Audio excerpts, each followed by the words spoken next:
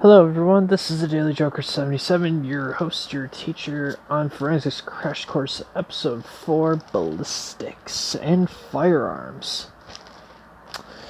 So yeah, we're going to be covering ballistics in a sense, and we're going to be covering firearms. There's a lot to learn, there's a lot to be taught. So grab a chair, get comfortable, have a snack ready, have a drink ready. Let's get into it. First of all, let's start with the introduction. Forensics ballistics, or ballistics, is the examination of firearms used in a crime and the behavior of a projectile. It doesn't have to do with firearms. It could be a harpoon gun, it could be an actual gun, it could be an explosive device, because that has trajectory, that has projectiles, that has ballistics involved. It could be anything like a bow and arrow, a crossbow, a cannon. It could be a number of things. There's a lot of stuff to cover in ballistics there, and this is one of my favorite fields of forensics is ballistics, and this is something I want to get into as a specialty. So I try to cover everything in a summarized, in-depth detail as I could. All right, let's go. The evidence that can be collected is the firearm itself, or firearms. Shell casing or shell casings, bullets, live ammunition, meaning that the cartridges are not spent, a cartridge case or cases, trace materials, and any materials damaged by a projectile. So it could be the trace evidence like glass from a bullet hole or a bullet striking glass. It'll leave kinds of trace evidence behind when it strikes glass, for example. And there's three types of ballistics. Internal, meaning the processes inside the firearm, the minute span of time between the shooter pulling the trigger and the bullet exiting the muzzle of the firearm. External, the bullet's flight between leaving the firearm and striking a target. And terminal, or wound ballistics, refers to the study of the projectile striking a target. That's basically sums up each one of them right there.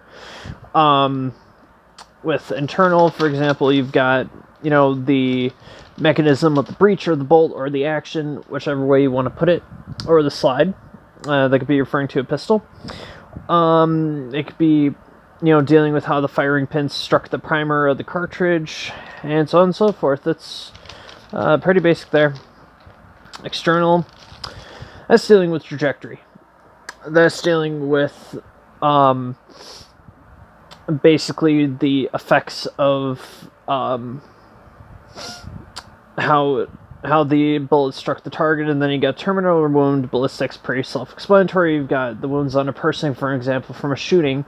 You're examining how the effects wound up with the bullet, and it's so on and so forth. There's a lot that goes into it without me going into detail. Quite a lot.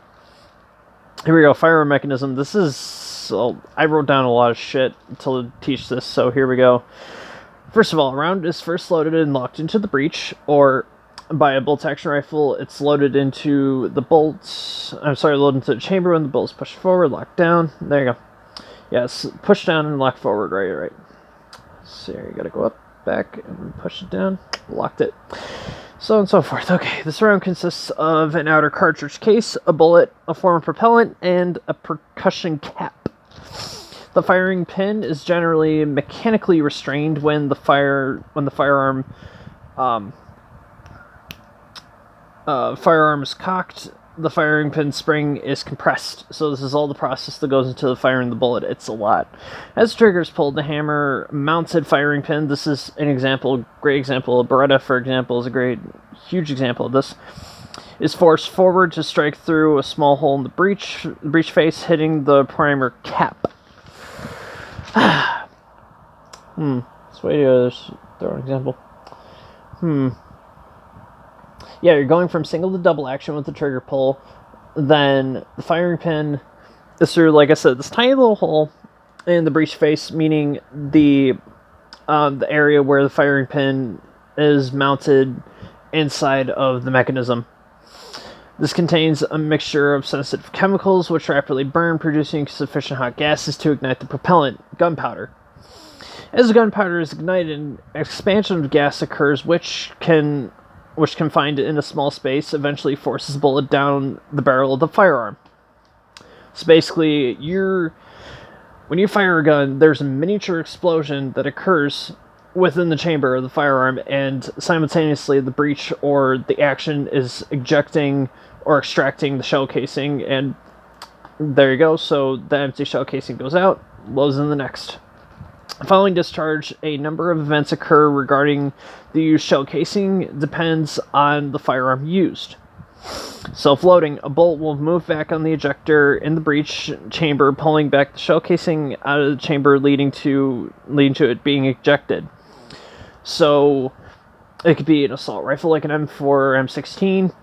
The bolt pulls back as soon as the gun is fired, and as soon as the gun is discharged or fired, and in turn, that pulling with the extractor ejects the shell casing, loading in a fresh round. So that's a semi-automatic pistol. It could be a full automatic, just quicker, higher rate of fire. Revolvers require manual removal of the shell casing. Pretty self-explanatory. You basically push the cylinder out and dump them backward, or you shake them out. That's pretty much how it's done.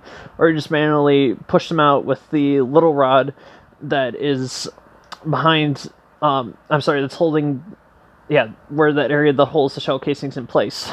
God, it's hard to explain it. Bolt action rifles require manual ejection of the bolt to eject the shell casing. That's pretty self-explanatory, you know? Alright. The manner in which a firearm is loaded after each shot will vary depending on types. And here we go. Bolt action. After manually ejecting a shell casing, the bolt is pushed forward, picking up a new cartridge, placing it in the chamber, cocking the trigger in the process. Self-explanatory. Recoil or blowback. Either assault rifle or either semi-automatic pistol. It depends. Pick your poison. Pressure generated by the ignited propellant drives the bolt or breech back. Gas operated. Now this is where we're getting into the territory of the AK family, or those family of rifles and assault weapons, and the M16, M4, and so on and so forth classes, and whichever one has gas operated bolt. Includes a gas port includes a gas port until the bullet has passed this point in the barrel. The bolt is locked. So the gas port is locked. The gas port in the bolt is locked. An amount of gas leaks into this port, unlocking the bolt, allowing it to move backwards and eject the shell casing. Pretty much what I was explaining. Revolving cylinder. Pressure on the trigger rotates the cylinder with fresh cartridges, positioning a cartridge to be fired. That explains itself thusly again. Shotguns. Oh boy, oh boy. Well, as we all know from shotguns, you either have pump, that's manual, or you have semi-automatic, or you have lever action, bolt action. It depends. You know, it really depends. Or self-loading, like I said, semi-automatic, so there you go. So it's single or double barrel, classified as single shot. Like I said, bolt action, pump action, lever action, or self-loading. For example, double-barrel shotguns encountered contain a hinge at the barrel, allowing the shooter to manually open the weapon to reload cartridges or shells.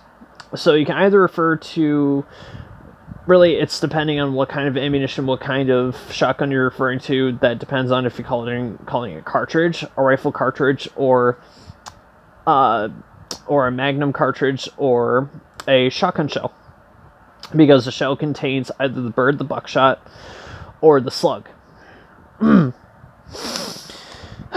end of any shotgun barrels are designed to incorporate a feature known as a choke, which is a decrease in barrel diameter. So basically that tightens the grouping of the shotgun pellets as they spread and as they pepper the target. Don't ask me why it's called peppering. I don't think I looked into that. I just know it's called that. This aims to focus the shot of the pellets to ensure that they don't spread too much when fired or too soon. Because if the diameter of the barrel of the shotgun is too wide, they'll spread well before they exit the barrel. And like I said, types of ammo, you got your bird, your buckshot, or your slugs. It's like, take your pick. Take your pick. Alright, rifles can be single shot, lever action, pump action, bolt action, or self-loading. There you go, plain and simple. Alright. Bullet flight. Bullets travel in an arc, not a straight line. Because they... Okay. Yeah. That's literally how they travel. Because gravity pulls on the bullet. That's why when you're firing long range, you're going to tilt it up a little bit. Your line of sight is forward. So it acts like in an angle. Why do you think it's called like millimeters? High or low? Left or right? You know, you're depending on following the arc path of the bullet. Wind resistance is another factor. Various environmental conditions determine trajectory. So I'm not going to go into all that because that would be going into a whole other subject that's not in forensics. That would be long-range marksmanship. There's a lot that covers just taking one shot. Trust me. Seriously. High velocity bullets are less influenced, thusly the bullet's velocity and shape of the bullet determine trajectory as well.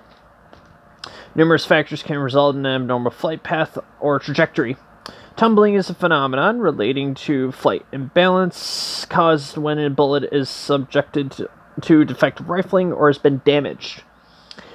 So basically the rifle could have been produced very horribly or defectively, and the shell casing or the cartridge could have been damaged in the process of manufacturing, so that can fuck up the gun's internal process.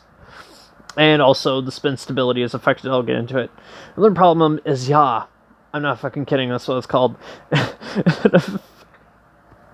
effect referring to a bullet's deviation from linear path. It's like, yaw. Alright, the causes of it. Choice or loading. I'll get into this. It'll cover it. Oh my god. Oh Jesus.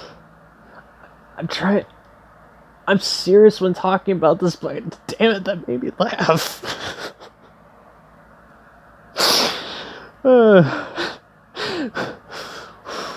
If the firearm is loaded with an incorrect caliber, the bullet may achieve a spin rate that will not ensure stability. Or sorry, may not achieve a spin rate that will ensure stability. Sorry about that word. I was writing it down and I forgot to put not in that sentence. Okay, let me show you two examples from shell casings a friend at a Bible camp rifle range was able to help me obtain. So here we have a 9mm shell casing, and this is a 45 ACP, or automatic Colt pistol round. See the two sizes when I grab them together?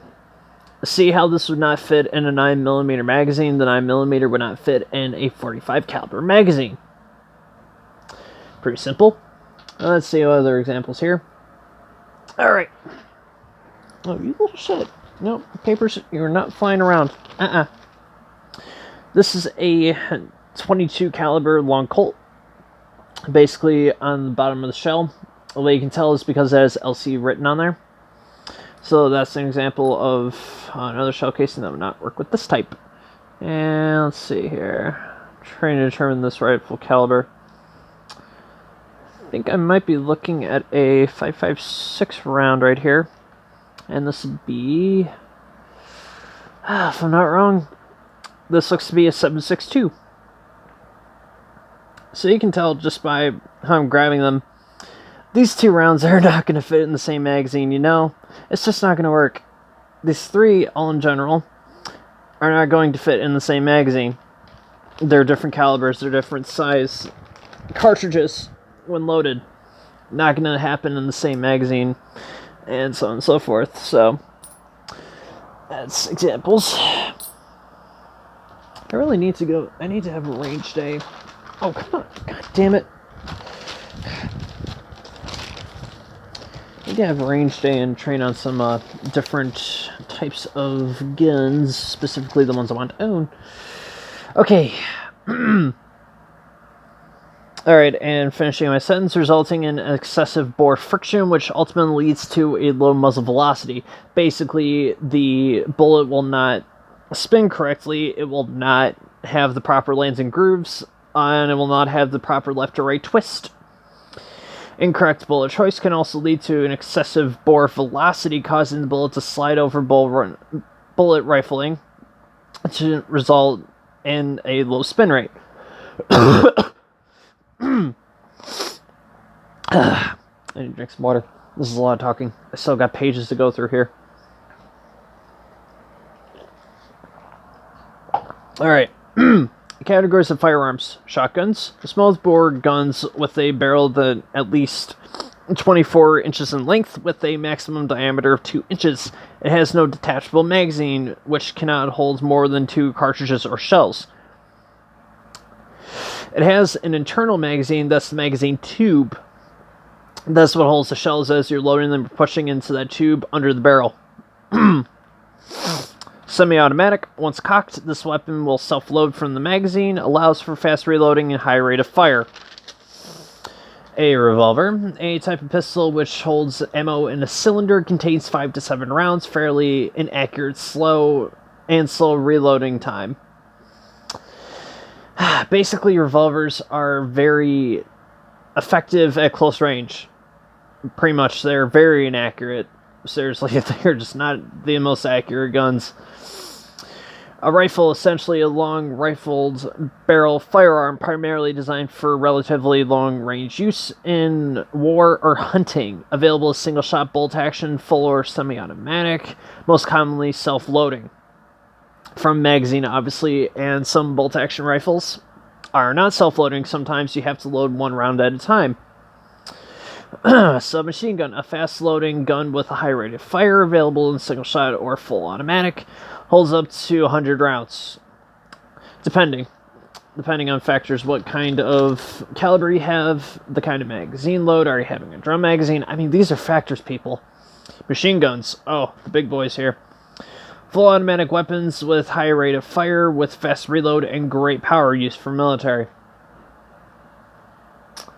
Basically sums it up. Bullets categorized by caliber in millimeters, the metric system, inches, imperial system, or hundredths of an inch. I can't even get into the hundredths of an inch or the inches. I can't get into that because I don't categorize them by that. I categorize them by millimeters. Generally composed of metal, plastic, rubber can be used. Or in a forensics case, this is on Forensic Files, someone actually took out the bullet and put in a wax kind of projectile that sealed up the cartridge itself and was the projectile that was hard to identify until they figured it out. The core commonly consists of lead, is very dense, and can be molded to create a gas-tight seal. So commonly, that's why when you think of a bullet, they're lead, that's why. Because they hold the weight of the cartridge itself, and like I said, it's very easy to mold. It will become deformed on impact. It is combined with other materials or metals. Thusly, if we have a military cartridge, we're having armor piercing. That's combined with another material. It could be a full metal jacket round. It goes on. Full metal jacket bullets are covered completely with copper, often display high accuracy and penetration. Why do you think... there wasn't a reason that the movie is called Full Metal Jacket, but why do you think when you're looking at a high-end cartridge for a rifle, why do you think it says Full Metal Jacket? Now you know why. Semi-jacketed bullets are partially covered with copper with a hollow or blunt lead tip. It can severely deform into a mushroom, causing greater damage. So thusly why we have hollow points. Pretty much that's why they're called that. Now you know. Now, unjacketed bullets have a low muzzle velocity and do not deeply penetrate. Yeah, make all the jokes you want, make all the comments you want, because I know you're going to make those jokes and comments. I know your minds are in the gutter at that moment. Shotgun shells contain shot or metal pellets, round metal balls. They can fire single large projectiles known as slugs as well. Alrighty. Cartridges. The composition is brass or an alloy of zinc and copper. Other metals can be used. Consisting of the outer shell, basically the shell casing, the base rim, the primer, and propellant and bullet. The base rim is what the extractor of the ejector grabs onto and pulls out the bullet. Now, if I could throw up a slideshow here, then you can see clearly where on the edge of a rifle cartridge or shell casing, for example, you'll see where the ejector pulled at it and ejected the shell casing. The primer held in the percussion cap at the base of the shell casing consists of a small amount of explosive, a fuel, and oxidizer. That is science I am not too well versed in just yet. The head stamp is an indentation produced at the base during the manufacturing process. When I was writing down my notes, that wasn't covered very well in detail, so don't ask. Other marks besides when the firing pin strikes the primer include ejector, extractor, and breech face marks.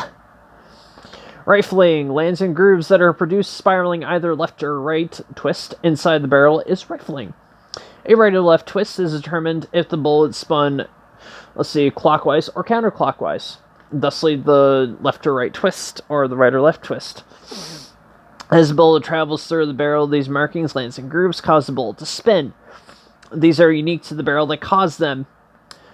So, obviously, with a rifle cartridge, for example, let's go with a 300 Winchester round.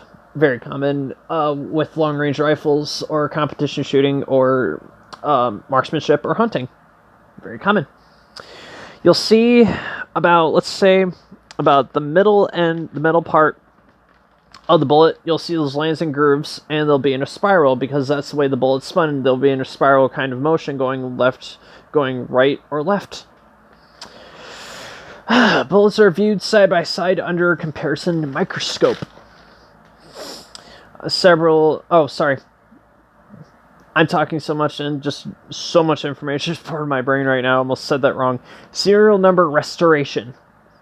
During the manufacturing process, legally produced firearms are stamped with a serial number either on the action or barrel. This process impresses the digits below the metal.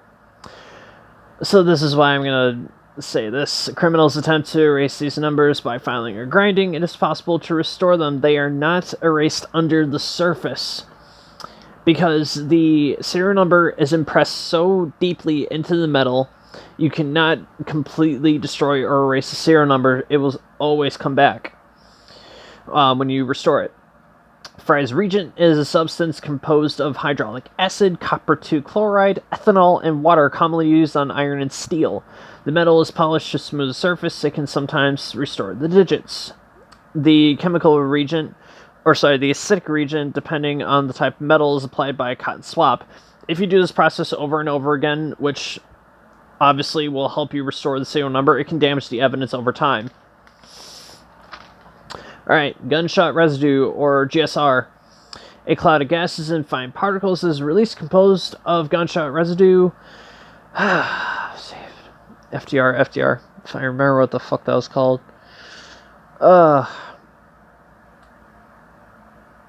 Right. Firearm discharge residue, or cartridge discharge residue.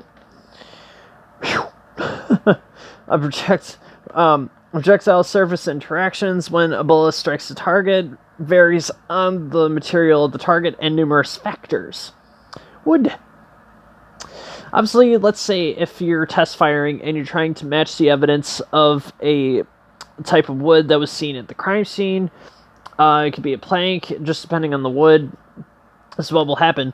The entry hole is very neat, and the exit hole is jagged or splintered. With hardwood, for example, it doesn't splinter.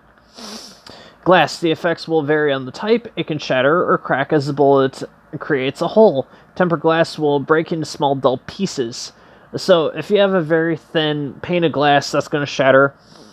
If it's a kind of tempered glass or it's a type of window glass, then you're going to see a hole created with kinds of, oh god. What the fuck was that called? Kind of markings or whatever the fuck, I can't remember. I haven't taken that part of trace evidence in a while and covering glass. Oh my god. And it'll spiderweb. You'll see that primarily on, like I said, windows and also windshields of cars and so on and the like. Bullet-resistant glass will not shatter when shot at. They catch the bullet. It doesn't shatter. Metal. Depending on the type, the bullet may ricochet, dent, or become lodged in the metal or produce a bullet hole. The entry hole is neat. The exit is funnel-like, outwards shaped. Finally, wrapping up the lesson. Fabric. Bullets pass through fabrics, producing a bullet wipe ring and, if close enough, depositing GSR around the bullet hole or gunshot residue.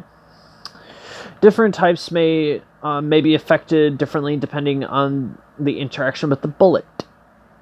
Natural fabrics tear, and synthetic fibers melt mostly. Firearm examination. This is pretty cut and dry.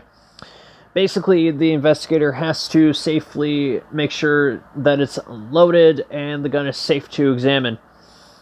Then it's inspected for details. State of the weapon when it was received, type, make and model, serial number, other unique engravings, or anything else the investigator deems important. Was it cocked or locked by the slide catch mechanism? How many cartridges or how many rounds remain in the magazine or cylinder? Now, when you're investigating a crime scene with trajectory of the bullet, it can be used by lasers. It can be used by yarn. It can be used with type of sticks. It depends. Pick your poison. It is also, if you have to test fire a gun, it is test fired into ballistics gel, which is the greatest representation of human tissue and skin and muscle. Nope, dead pigs are not used to test it. It's usually ballistic gel or a barrel of water. Pretty much because it depends on how you have to test fire it. Lord. I'm sorry, that was exhausting. That was a long episode I had to do. Good Lord. Well, as always, I hope you enjoy, and thank you for watching. I really appreciate it, guys, because you make these videos possible by watching them and helping me continue and encourage me to continue by your views and basically by the audience retention. It helps me continue my channel, and like I say, encourages me to do so. And I hope you learn something every time I do an episode of Forensic Science. As always, this is the Daily Joker 77. I shall see you later.